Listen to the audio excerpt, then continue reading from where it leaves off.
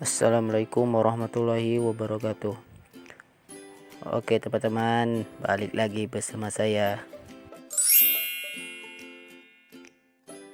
Baiklah teman-teman, di sini saya akan menjelaskan lagi materi yang baru lagi, yaitu sistem hormon ikan.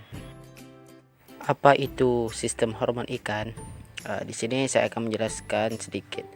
Oke, hormon adalah zat kimia yang dihasilkan oleh kelenjar endokrin atau kelenjar buntu yang mempunyai efek tertentu pada aktivitas organ-organ lain dalam tubuh. Kelenjar ini merupakan kelenjar yang tidak mempunyai saluran, sehingga sekresinya akan masuk aliran darah dan mengikuti peredaran darah. Apabila sampai pada suatu organ, maka hormon akan merangsang terjadinya perubahan. Pada hewan, hormon yang paling dikenal adalah hormon yang dihasilkan oleh kelenjar endokrin vertebrata. Walaupun demikian, hormon dihasilkan oleh hampir semua sistem organ dan jenis jaringan pada tubuh hewan. Molekul hormon dilepaskan langsung ke aliran darah. Walaupun demikian, ada juga hormon yang disebut ektohormon, yaitu hormon yang tidak langsung dialirkan dalam darah, melainkan melalui sirkulasi atau difusi ke sel target. Sistem hormon pada ikan.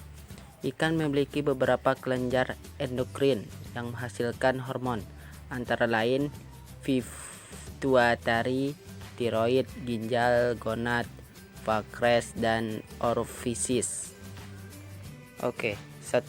Pituitari. Kelenjar pituitari adalah hipofisa terletak pada lakukan tulang di dasar otak atau sela tursika. Terdiri atas dua bagian utama, yakni adenofisa dan neurohipofisa.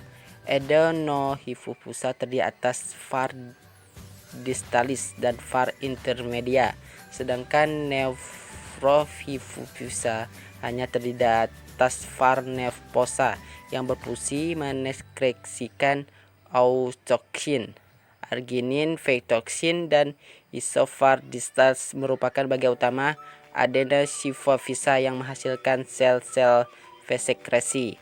Hormon prolaktin, hormon endotikotrofik atau ACTH, hormon pelepas tiroid atau thyroid stimulating hormone, hormon pertumbuhan atau STH somatotropin dan gonadotropin, serta var intermedia mekresi hormon pelepas melatonin atau melatonin stimulating hormone, yang mana pelepasan hormonnya diatur oleh faktor-faktor yang berasal dari hipotalamus.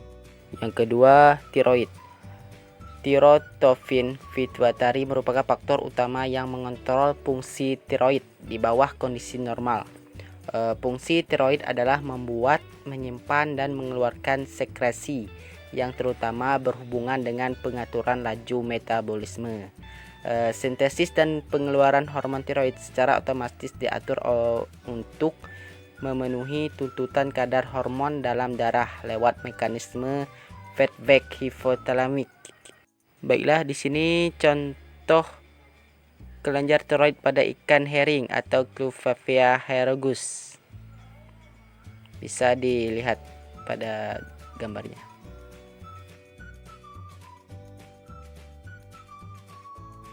Bila kadar hormon tiroid yang beredar dalam darah tinggi, maka akan menekan output TSH pituitari. Sedangkan kadar rendah menaikkannya hormon tiroid. Yang penting adalah tetradotironin atau T4 dan tritotronin atau T3. Hormon ini penting dalam pertumbuhan, metamorfosis, dan reproduksi. Secara spesifik, tiroksin menambah produksi energi dan konsumsi oksigen pada jaringan yang normal, mempunyai pengaruh anabolik dan katabolik.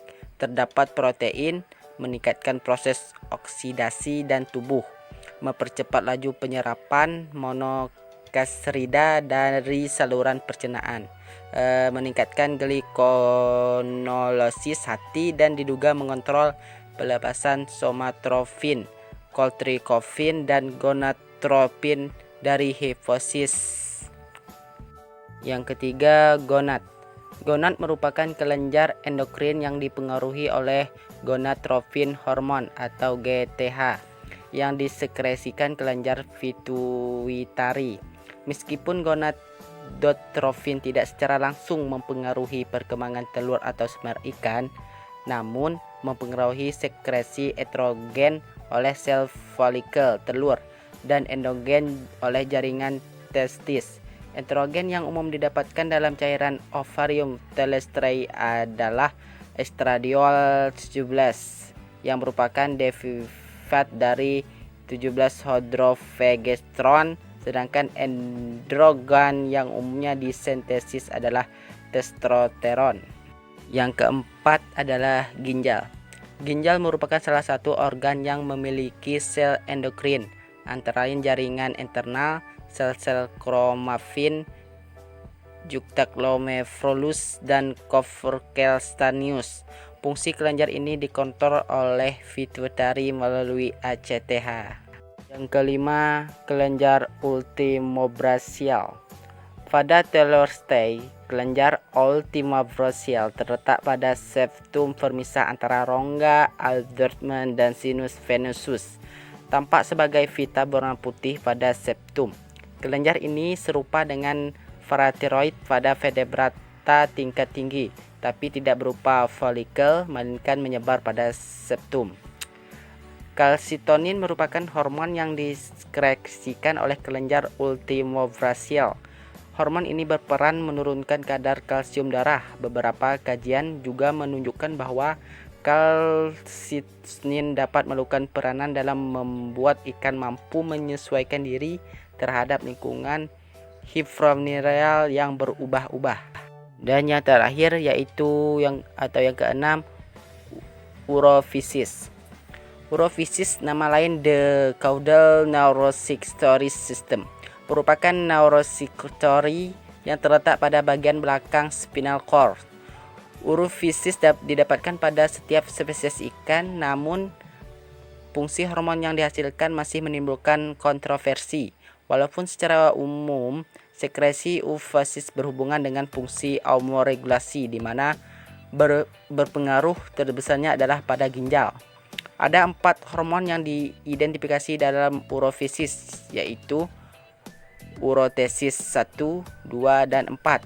Pada ikan urotesis 1 belum diketahui efeknya secara pasti, namun pada vertebrata darat berperan dalam penurunan tekanan darah. Urotesin 2 berperan dalam kontradiksi otot licin, misalnya otot rektum dan kandung kemih. Urotesin 3 memstimulasi peningkatan penyerapan Na+ oleh insang dan pelepasan Na+ oleh ginjal. Urotesin 4 diduga adalah arginin phytosin, tapi hanya diidentifikasi pada ribostrat cevang. Pada ikan cover, urofisis memproduksi jumlah besar exocrine. Baiklah, sistem hormon dihasilkan oleh kelenjar-kelenjar hormon. Hormon pertumbuhan, hormon reproduksi, hormon ekskresi, hormonulasi. Menurut hasil kelenjar hormon, endohormon yang bekerja di dalam tubuh seperti hormon-hormon di atas, ektohormon yang bekerja di luar tubuh seperti fenom merangsang jenis kelamin lain mendekat untuk berpijah. Baiklah, itu saja video dari saya, semoga bermanfaat. Semoga kita ketemu lagi di video selanjutnya. Wassalamualaikum warahmatullahi wabarakatuh.